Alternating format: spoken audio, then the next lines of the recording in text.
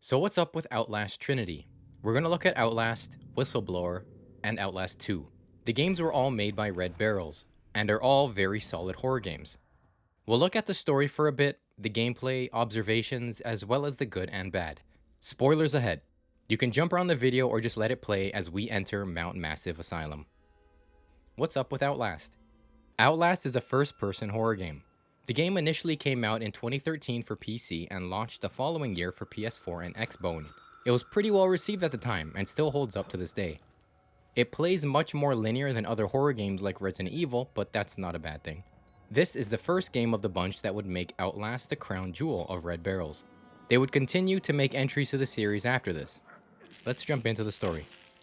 You play as journalist Miles Upshur. An anonymous source sent you an email that the Murkoff Company is doing sketchy shit at the Mount Massive Insane Asylum. You illegally park on the curb and then go in by yourself to investigate. Miles sneaks in easily enough, and once realizing how f***ed up everything is, he wants to leave, but he struggles to. On your attempts out, you come across Father Martin, who sees himself as a preacher and believes that you were sent to the asylum from God. He prevents you from leaving because he thinks that it's your will to be there as a witness. You also come across a hulking dude named Chris Walker. Little pig. He calls you Little Pig a lot, which is kind of funny, and he's a consistent threat throughout the game. For a portion of it, you also come across Richard Trogger, who believes himself to be a doctor. Heavier than you look. A little cardio wouldn't kill you. He mutilates you by cutting off some fingers that don't come back. Ethan Winters. Later in the game, you make your way to an underground lab which houses something called the Wall Rider. You hear it mentioned a few times before, but it's basically an experiment done on a patient called Billy Hope. Our Lord, the Wall Rider. The Wall Rider appears as a supernatural entity, but is really nanomachines controlled by Billy. The game ends with the Wall Rider possessing Miles' body and then cutting to black. Let's talk gameplay now. Easily the most well-known thing about Outlast is the use of the video camera. You pull it up with the right bumper and use night vision by clicking in the right stick. Using the night vision is mandatory at times, but also drains the batteries much quicker, which you'll need to scour the environment for. Miles records events that you witness in his journal that give you a sense of his thoughts and how he's feeling at the time. This is a type of missable, collectible type thing that is only triggered by looking at certain events with the video camera equipped. The proper collectibles are confidential documents scattered around the playable areas. These documents are the main way to fill you in on the story. They are usually emails or notes that give you different perspectives on the lore. The second most well-known thing about the Outlast games is that you have no attack. You are meant to run or hide from your enemies in hopes to evade and outsmart them. The running is a good speed, and you can look behind you while hitting a trigger to keep tabs on your pursuer. This is a pretty clever mechanic because while it gives you a better view of the encounter, it also feels like you're about to run into a wall, even though you're maintaining a straight trajectory. Was that the best word I could have used? I've noticed that the game isn't super heavy on the story at first. You get a little info dump at the start, and then a majority of the game is just trying to escape in various ways. Chasing different objectives, overcoming obstacles, and having a different person to run away from is what you'll be doing the most. For chasing, you can shut doors behind you, which most of the jabronis don't know how to use a doorknob, so it'll slow them down. And later in the game, there are some metal cabinet things that you can push in front of doors to block the path. In regards to the hiding, it's usually in a locker or under a bed. A nice touch is that sometimes whoever's following you will open some lockers and check under beds, so there's a chance that you're not safe once you find a cozy hiding spot. I have some good things to say. The game does a solid job at being scary. The spontaneity, I don't think I've ever said that word in my entire life. The spontaneity is what really does it for me. A lot of the inmates will leave you alone, but there's some that just may start following you around, push you, or even just say weird shit to you. It adds to the creepy environment. There's jump scares, which is fine because there isn't too many. But there are also really good spooky moments too. These natural scares are much less cheap and I don't mind them at all. I actually prefer them. Also, the game design is extremely well done. I rarely found myself getting lost. The devs use light, leading lines, and other tactics to make sure that you always know where to go. My God, he vanished. If you do miss one of their hints, they make it pretty obvious which area that you should be searching. The graphics hold up pretty well too. The game is over 10 years old at this point, and even if it launched today, you can't really say it looks ugly. Some skin on the patients appear to be burned or scarred, and it may look plasticky, but that's a nitpick and it's not a serious issue. In that vein, there aren't many bad things about the game. The slow side-to-side movement is probably the biggest one. Since there's no quick turn, which is a negative, the sideways movement doesn't make up for it at all. Especially since you'll be checking locked doors and dead-end hallways, you'll need to spin around quickly to keep running. But it'll result in you getting smacked more often than not, which is not necessarily your fault. A negative I had before was how linear the game was. But I kind of reversed that thought. There's some choice when you're given multiple objectives, and your choice is basically what order that you'll do it. Being linear is a positive in a way since they can really streamline your experience. All of the players will be doing, seeing, and experiencing the same things, so they can make sure you're in the perfect position to see a key item or another jump scare. Another negative is the areas. They seem really large at first, but they're actually pretty small. I guess this can be seen as a good thing since they do a good job at fooling you. When replaying, I was dreading the part when I'd be in the sewer with Chris Walker, but when I got there, I was shocked at how simple it really was compared to my memory of it. Another small negative I have is the film grain. There's a film grain over the game even when you're not looking through the camera. It's pretty subtle and can really only be seen in low light, but it's still worth noting. Should you play Outlast? Well, it's the perfect game if you don't want to look behind you. If you want to hear this noise every time you leave the f***ing menu.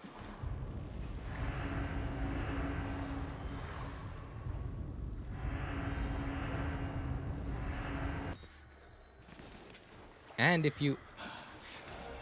Oops. Solid game. Check it out, if you can handle it. I heard some people say it's too scory. I heard some people say it's too scary for them, but honestly, I don't find it too bad. I found Amnesia much scarier than Outlast, but it's up to preference. Before we continue, please leave the video a like. Subscribe as well. It helps the algorithm and it helps the channel a lot. Thanks. Okay, let's move on to the DLC, Whistleblower. What's up with Outlast Whistleblower DLC? Whistleblower came out in 2014 and takes place before, during, and after the events of the main game. There isn't much different, but there are some key changes, which I'll talk about. So I won't be dividing this into sections since there isn't really much to divide anyways. Spoilers ahead.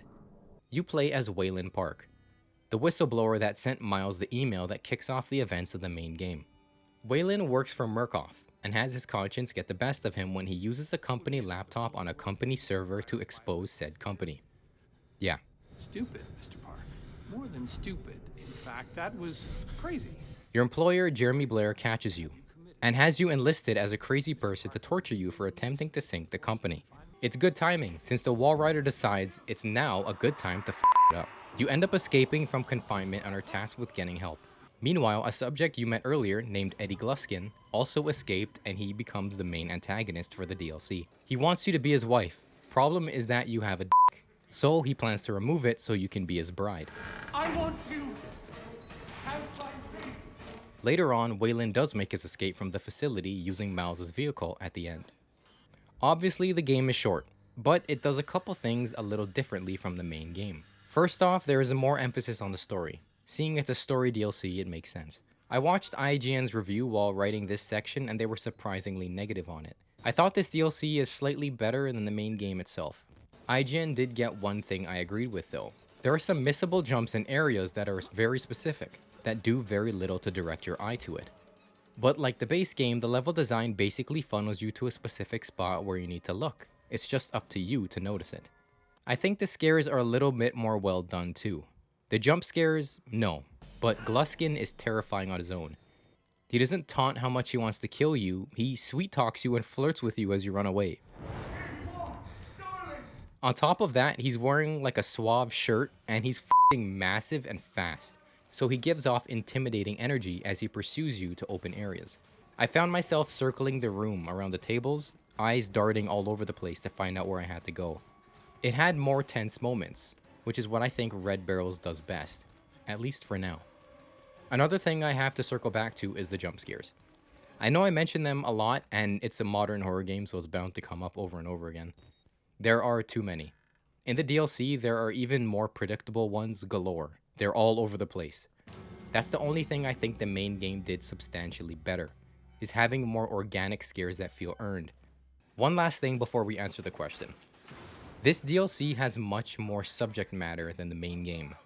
There's tons of blood, nudity, body parts, and other stuff that I think is just added for shock value.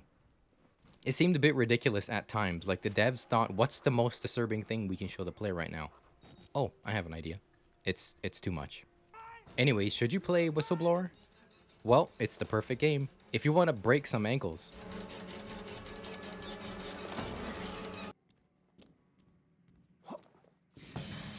Sup? And if you think G-Man really let himself go. I want a family, a legacy, to be the father I never had. Okay, the game is pretty solid. Makes for a quick 2-hour tense, fast-paced experience that is definitely worth playing after beating the main game. Gluskin is on the cover of Outlast Trinity with Trogger and Noth, and it's very clear to see why. Speaking of Noth, let's continue on to Outlast 2. What's up with Outlast 2?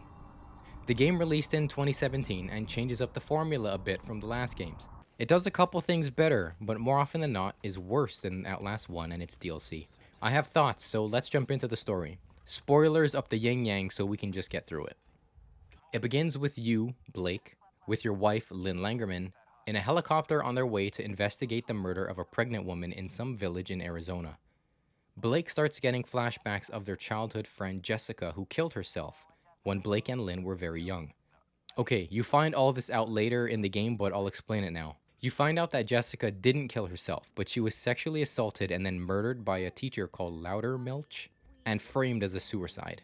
Blake and Jessica had a little thing going on, so one late night at school they stayed back to hang out. Loudermilch caught them and told Jessica to come with him. He tells you to go home. Why don't you go along home, Blake? Don't go. Did I interrupt something between you two? Jessica begs you to stay, but Blake ends up leaving her. But before he does, he hears Jessica's screams.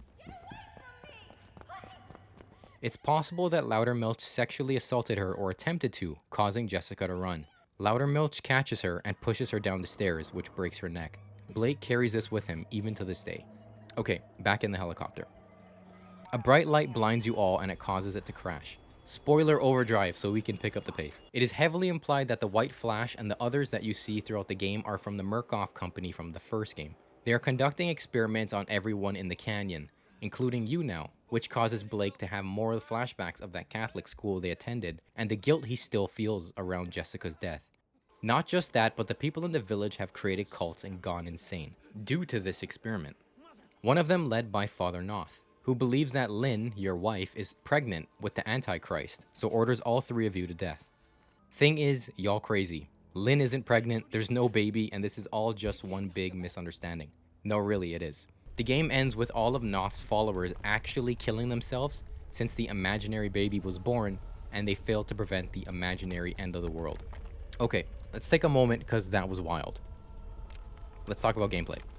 It continues with the camera thing with the batteries and the night vision. Hiding is less of a focus now, and it's more on running, which is a negative that I'll talk about later. You can hide in basically barrels, water, and barrels of water. The game does the grotesque imagery thing from Whistleblower, which was my main negative in that game, and yeah, it's here again.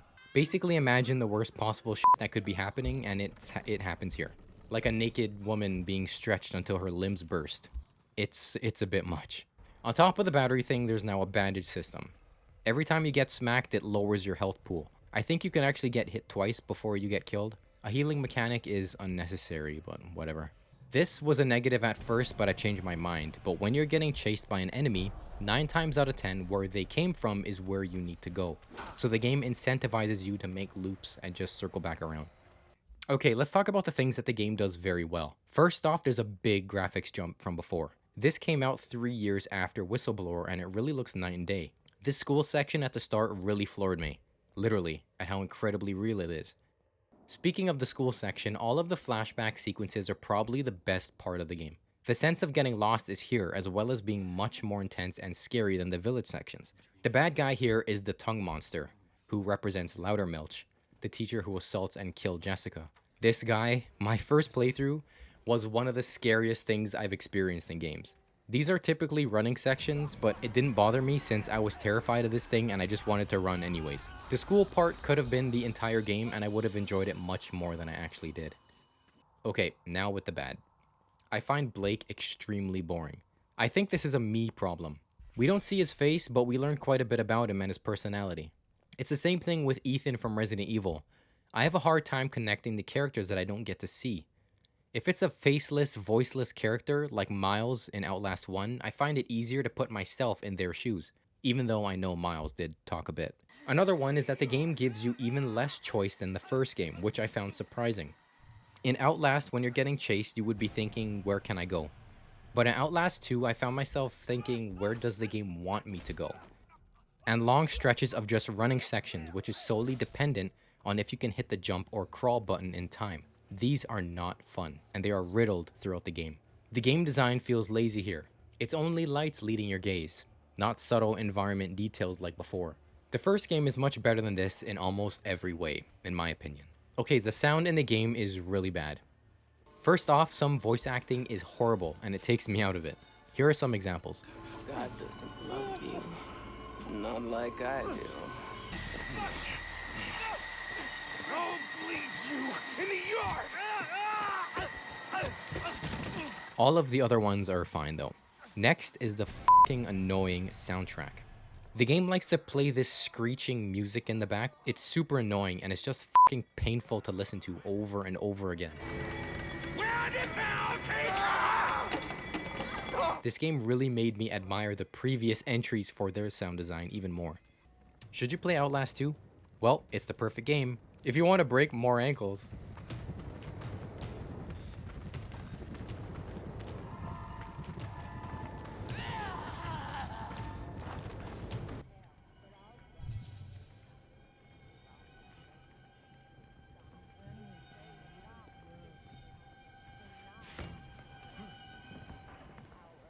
How?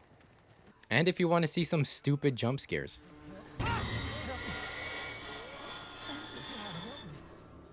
Outlast 2 was kind of a disappointment. Really, the only saving grace was the school section. Jessica's story was interesting and the tongue monster is actually horrifying. Here's hoping for a better Outlast 3. Please remember to leave the video a like. Subscribe if you want to see more. I read all of the comments and I reply to most of them as well. Thanks. There's also a VR Outlast called Trials.